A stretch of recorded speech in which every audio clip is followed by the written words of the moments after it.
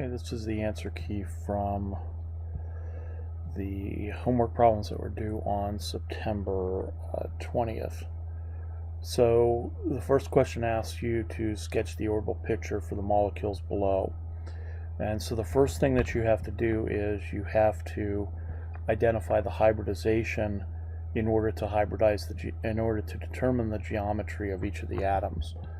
So for instance, for this carbon, we have this is going to be sp2, and this nitrogen we need to put in its lone pairs, but it is also going to be sp2. How do I know that? Because I'm counting up the number of sigma bonds, single bonds, and lone pairs. So this carbon has 1, 2, 3 sigma bonds, no lone pairs, so it's sp2, 3 hybrid orbitals. For nitrogen, it's got 1, 2 single bonds and a lone pair. So what we're going to do is we're going to sketch out an sp2 hybridized carbon attached to an sp2 hybridized nitrogen, and then we'll put the hydrogens around it. So our sp2 hybridized carbon is going to look something like this. We'll shade in the hybrid orbitals, and then there's going to be an unhybridized p. Each one of those orbitals gets one unpaired electron. For the nitrogen, it's going to be the same sp2 hybridization. I'm going to go ahead and shade those orbitals in, and then an unhybridized p that has to be parallel to the carbon unhybridized p. And so in the nitrogen's case, we have 5 electrons. The lone pair must go into a hybridized orbital, so we've got 1, 2, 3, and 4, and then 1, 2, 3, and then 4 and 5 for our total number of electrons. The hydrogens are going to be the 1s orbitals, and they're going to overlap as they do in the Lewis dot structure, and then those form those sigma bonds. We have an sp2 sigma bond between carbon and nitrogen, and then the last thing I need to do is to overlap the parallel p orbitals to give me the pi bond. And so that's what the orbital picture for the CH2NH would look like.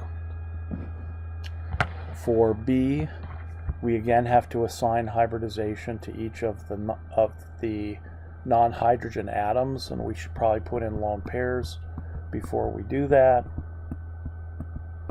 So this carbon is sp3 hybridized.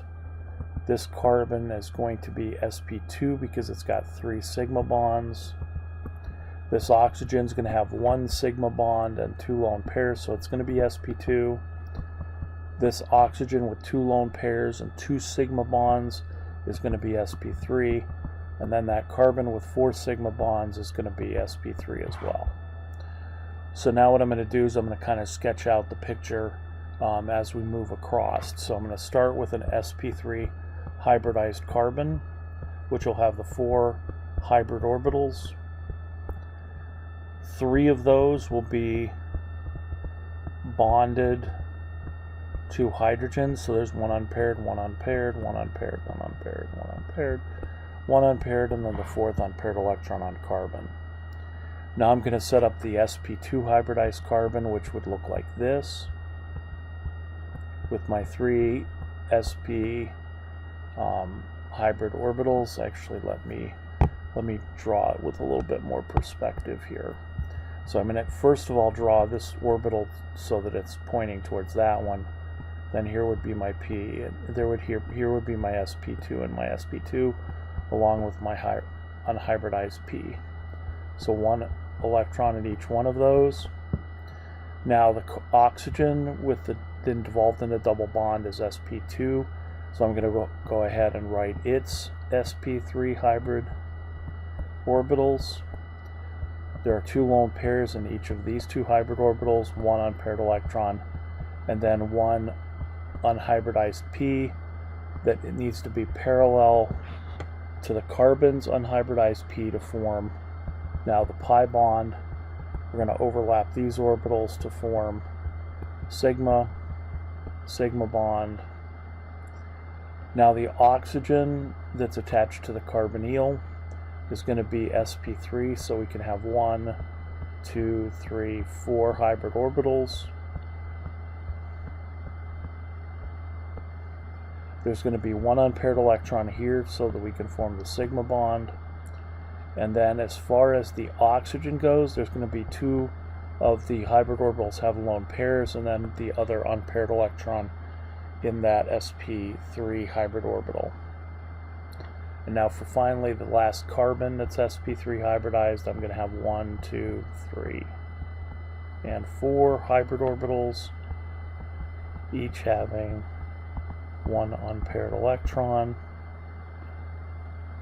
I can form my carbon-oxygen sigma bond by overlapping, and then 1, 2, 3 sp3s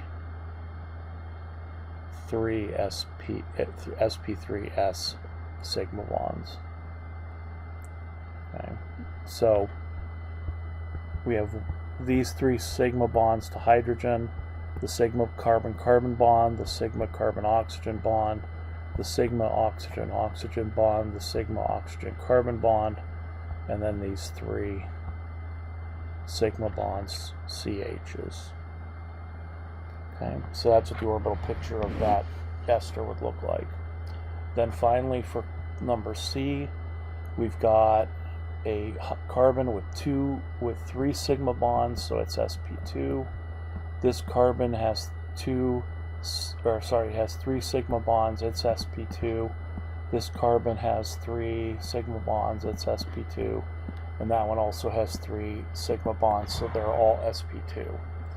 So I'm just going to sketch that out by saying, okay, carbon, here is my first sp2 hybridized carbon with an unhybridized p. And that's going to be the carbon here on the left. There are 2 hydrogens attached to that as far as my sigma bonds go. And then 1 unpaired electron in the p orbital, and the other hybrid orbital. Working on carbon 2, I'm going to have another sp2 hybridized carbon with an unhybridized p. So 1, 2, 3, and 4. So overlap the 2 sp2 hybrid orbitals to form a sigma bond. Overlap the 2 parallel p orbitals to form the pi bond. That carbon will have a hydrogen on it, so let me go ahead and just bond the hydrogen there. Third sp2 hybridized carbon is going to look like this. Notice when I take the atom, I always kind of point these hybrid orbitals so I know where I'm going to form the sigma bonds. It'll also have an unhybridized p. So 1, 2, 3, 4 unpaired electrons. That carbon has a hydrogen attached to it, so I'll go ahead and overlap there. And then the final sp2 hybridized carbon, 1, 2, 3 hybrid orbitals with the unhybridized p. 1, 2, 3, and 4 unpaired electrons. That carbon now has 2 hydrogens attached to it. We've got our overlapping parallel p orbitals, and then those 2 sp2 hybrid orbitals would overlap to form the single or sigma bond. So that's what the orbital pictures would look like for A, B, and C. For question number 2, what's the strongest intermolecular force? So for each one of these molecules, we have to sketch out its Lewis dot structure, put it into a Vesper geometry, determine whether it's polar or not, and then determine the strongest intermolecular force. So for instance, for A, I'm going to have a carbon attached to 2 sulfurs. My ultimate Lewis dot structure is going to look like that, like CO2. and its geometry then is linear. It's a linear geometry. Sulfur is less electronegative than carbon, or sulfur is more electronegative than carbon. So my bond dipoles are going to go like that. But since this is a linear structure with the same atoms on both sides, this is going to become a nonpolar molecule simply because these dipoles will cancel. The individual bond dipoles will cancel.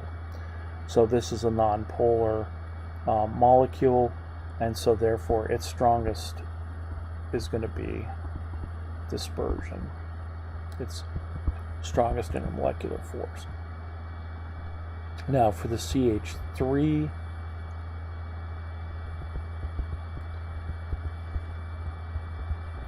CH2,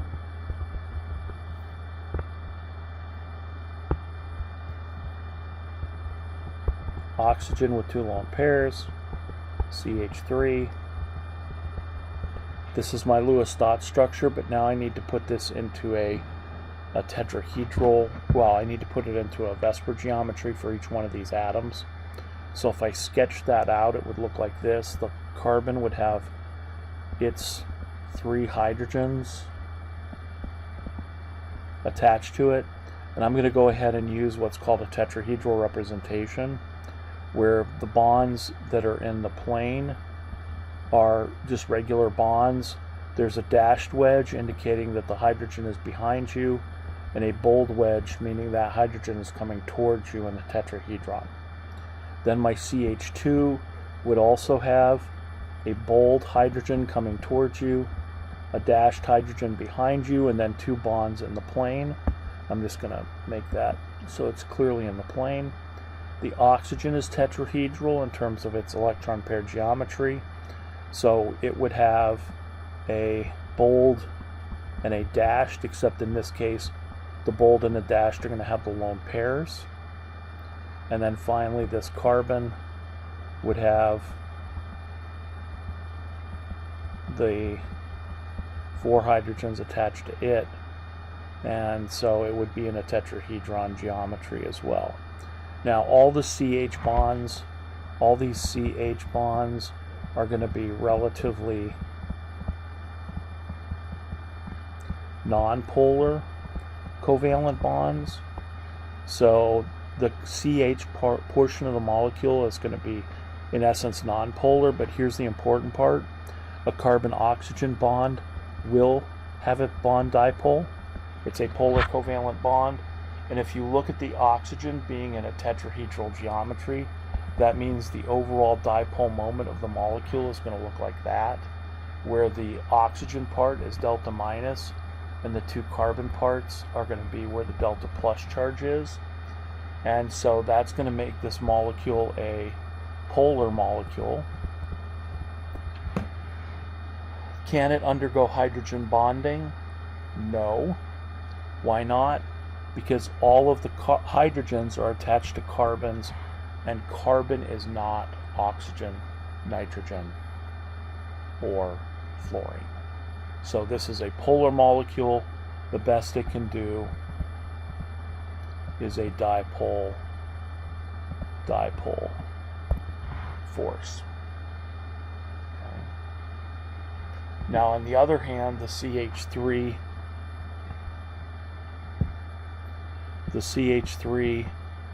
CH2OH molecule, if you think about that, again, if I kind of sketch that out with my tetrahedral representation here of carbon, it's going to look like this. You always have 2 bonds in the plane, 1 bold, 1 dashed. Now if I look at my oxygen here, this oxygen is still going to be tetrahedral in terms of its electron pair geometry, so I would have something like this with then my lone pairs. So I have a tetrahedral oxygen. What I clearly have is a polar covalent bond between carbon and oxygen, a polar covalent bond between hydrogen and oxygen. That's going to make this molecule with its dipole moment there. So the oxygen is delta minus, In this case, the hydrogen is going to be strongly delta positive, the carbon less so. So this is a polar molecule. Now, can it undergo hydrogen bonding? Yes. Okay, so we draw the resonance hybrid. We start with all the sigma bonds, and now what I'm going to do is I'm going to average charges and bonds to put together the rest of the hybrid. So starting with the nitrogen on the left, it has a formal charge of 0 and +1, so that means its formal charge should be delta plus, because it's between 0 and +1. The nitrogen in the middle has a 0 and a 0 formal charge, so it's a 0. And the oxygen on the right has a 0 and a -1 charge, which will make it delta minus in terms of its overall average charge. In terms of bonds, we have a nitrogen-nitrogen single bond and a double bond, so the average will be a partial double bond, NO double bond, NO single bond, partial NO double bond. So this is going to be the resonance hybrid for that molecule.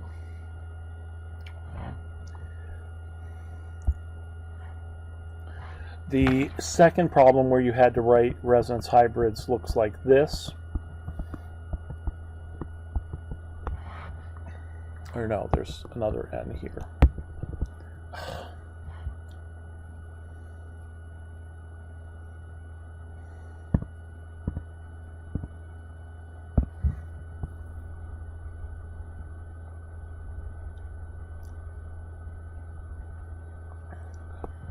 It's a CNN molecule. Okay, so looking at this then, I'm going to start it the same way. I'm going to say, okay, let's put enough valence electrons around each of the carbon and nitrogen atoms to make them neutral. This is a neutral molecule. So carbon would have 4 valence electrons. It's already using 1, 2, 3 in the sigma bonds.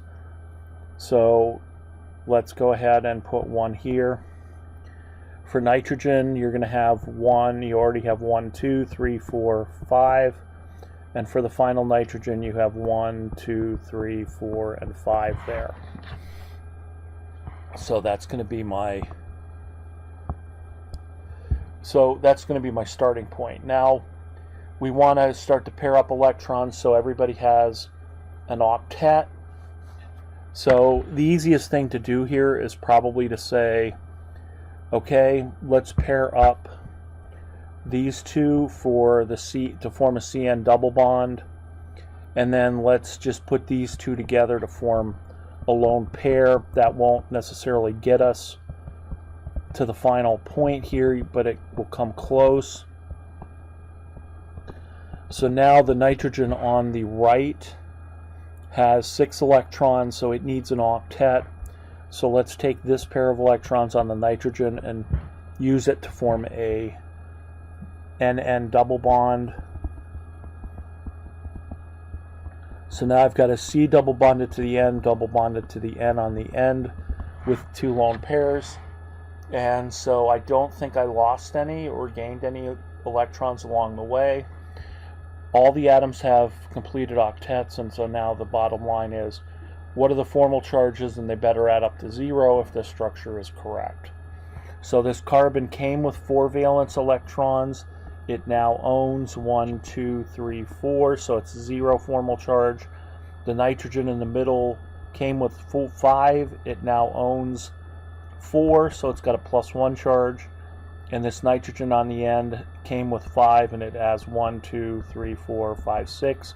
It picked up an electron, so it's -1, +1, -1 add up to 0. So this is a valid Lewis dot structure.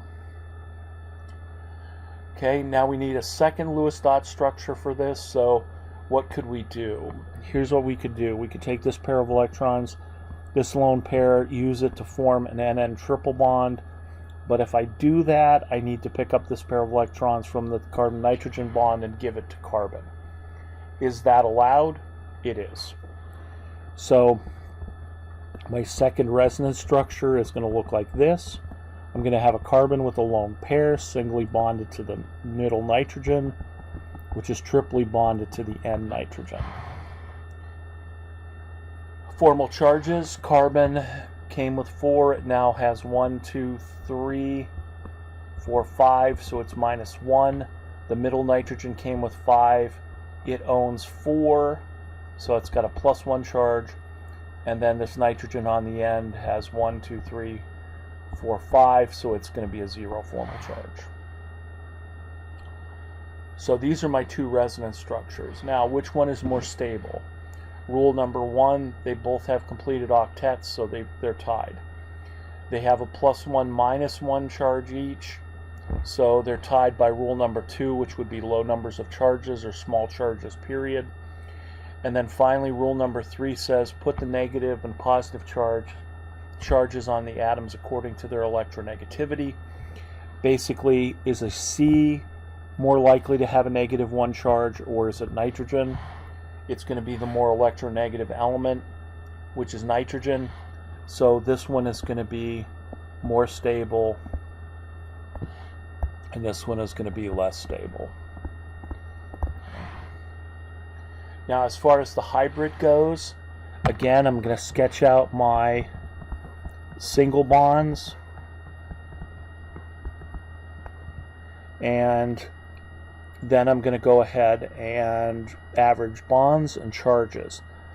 So for carbon, it is 0 and -1, so that means the carbon's going to have a delta minus. Let me do this nitrogen on the end. The nitrogen on the end has a -1, a 0 charge. It's going to be delta minus. Now, the potentially tricky one here is the middle nitrogen. The middle nitrogen is +1, +1. The average has to be +1. Okay, so that's what the hybrid's going to look like in terms of charges. In terms of bonds, the CN double bond, CN single bond, CN single bond. This is going to be a partial double bond. Nitrogen-nitrogen double bond, nitrogen-nitrogen triple bond, partial triple bond. So that's going to be your resonance hybrid for that